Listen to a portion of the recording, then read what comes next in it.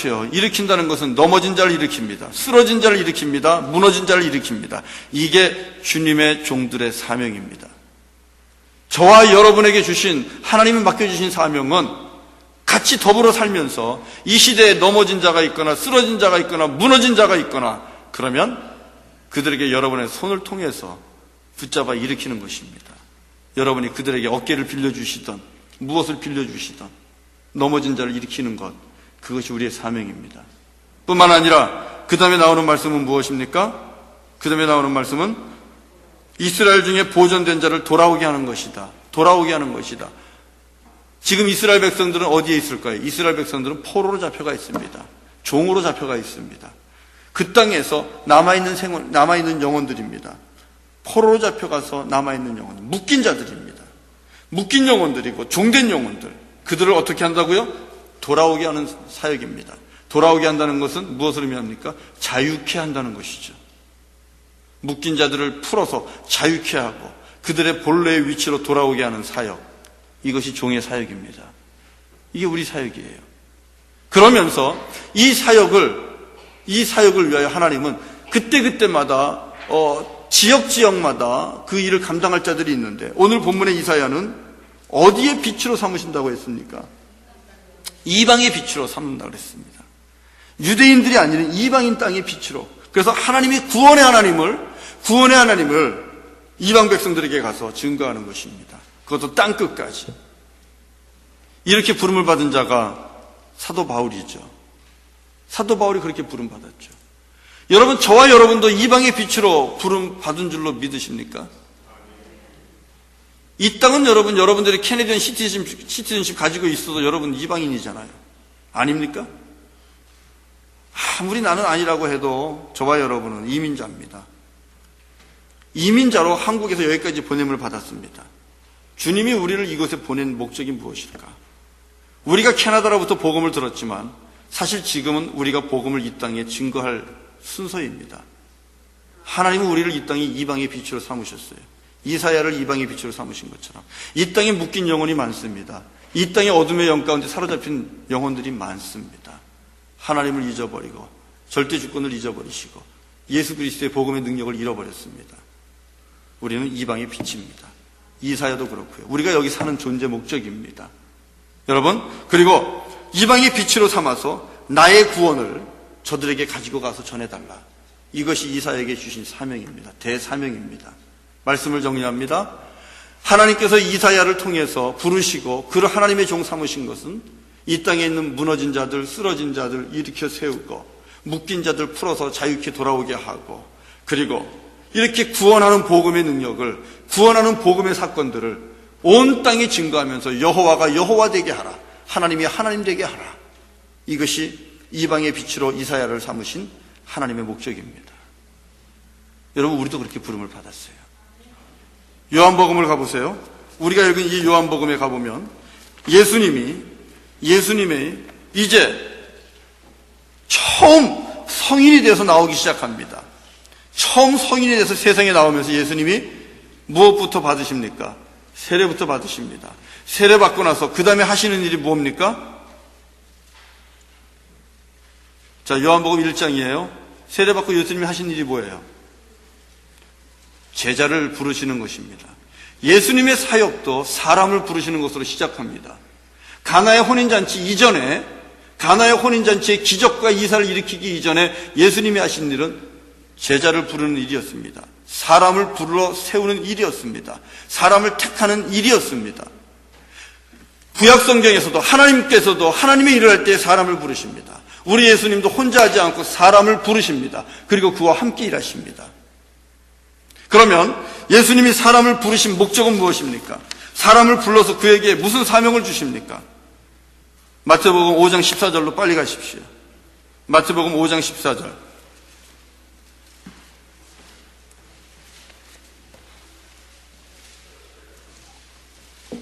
마태복음 5장 14절에 가서 있는 말씀 읽어보겠습니다. 주님이 당신을 따르는 자들에게 주신 대사명입니다. 같이 읽겠습니다. 시작. 너희는 세상의 빛이라. 산 위에 있는 동네가 숨겨지지 못할 것이요. 우리 보고 뭐라 그랬어요? 세상의 빛이라. 여러분이 세상의 빛이십니다. 오늘 이 분명한 여러분의 정체성을 회복하십시오. 우리는 세상에 빛으로 부름을 받았습니다. 그래서 16절을 보면 마태복음 5장 16절에 이렇게 말씀합니다.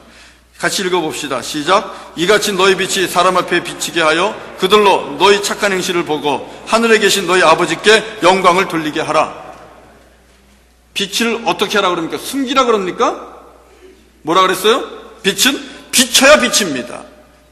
빛이 비춰지지 않으면 여러분이 얼마나 밝은 룩스를 갖고 있는 그런 조명기구를 할지라도 아무 의미가 없는 것입니다. 아무 의미가 없는 거예요. 우리 프로젝트 있죠. 프로젝트는 엄청나게 밝은 빛을 갖고 있습니다. 많은 전력을 소모합니다. 그러나 빛을 발하지 못하면 저 비싼 기계도 아무 데도 쓸모가 없는 거예요. 여러분은 빛입니다. 그러나 여러분들이 복음의 빛을 비추지 못한다면 어떻을까요?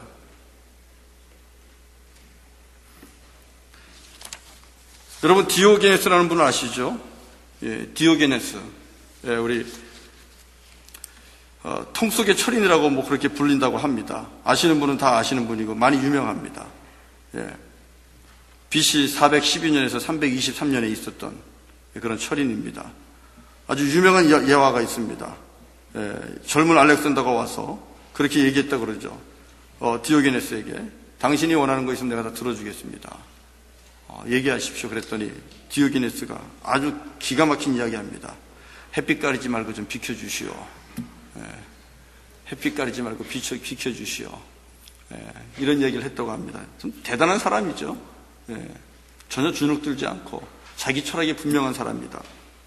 이 사람이 대낮에 사람들로 붐비는 시장통을 헤집고 다녔습니다. 그런데 대낮입니다. 벌건 대낮입니다. 근데 그의 손엔 항상 등불이 들려 있었다고 합니다. 그리고 그 등불을 들고 다니면서 이렇게 얘기했다고 하죠. 내가 사람을 찾습니다. 정직한 사람 찾습니다. I'm looking for an honest man. 나는 정직한 사람을 찾습니다. 이렇게 이야기했다고 있지요. 사람들은 그것을 보고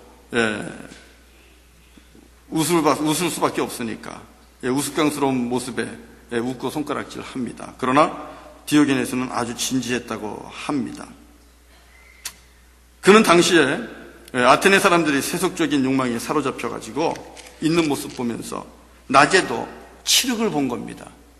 벌건 대낮도 어두움으로 본 것이죠. 모든 인간들이 암흑 속에 살고 있다고 본 것이죠. 그래서 대낮에도 등불을 들고 다닌 것입니다. 그리고 사람들을 찾아다닌 것입니다. 여러분, 벌건 대낮에 등불을 들고 다닌다. 태양이 보면 기절할 노릇입니다. 태양이 보면 정말 이거는 자존심 무지 상하는 일입니다. 자기가 빛을 비추고 있는데 그게 빛이 아니라고 하면서 등불을 들고 다닌다니까. 여러분, 지금도 우리가 살고 있는 이 시대에 세상에는 디오게네스와 같은 그런 사람이 있지 않겠습니까? 수많은 그리스도인이 있습니다. 이 땅에 있는 수많은 그리스도인은 다 빛입니다. 빛의 사명을 받았습니다. 빛의 사자들입니다. 그럼에도 불구하고 그 수많은 그리스도인들 앞에서 세상에는 여전히 등불을 들고 다니는 그런 빛을 찾아다니고 있는 사람들이 없다고 말할 수 있을까요? 고레등 같은 교회 앞에서, 정말 고레등 같은 교회 앞에서 등불을 들고 참빛을 기다리는 사람들, 그런 사람들이 있지 않겠습니까? 왜 그럴까요? 엄청나게 규모가 큰 교회 앞에서 등불을 찾는 사람들이 왜 있을까요? 수많은 그리스도인들이 있는데 여전히 등불을 달고 다니면서 빛을 찾는 사람들이 왜 있을까요? 세상은 여전히 여러분 아직도 길과 진리와 생명을 찾아서 갈망하는 사람들이 많이 있습니다. 아직도 많이 있습니다. 빛을 기다리는 사람들이 많이 있습니다. 그것을 만나지 못하고 그것을 풀지 못해서 자살하고 죽고 하는 거 아니겠습니까? 다시 말하면 그들은 빛을 기다리다가 자기들의 생명을 끊는 것입니다. 하셔서 502장 빛의 사자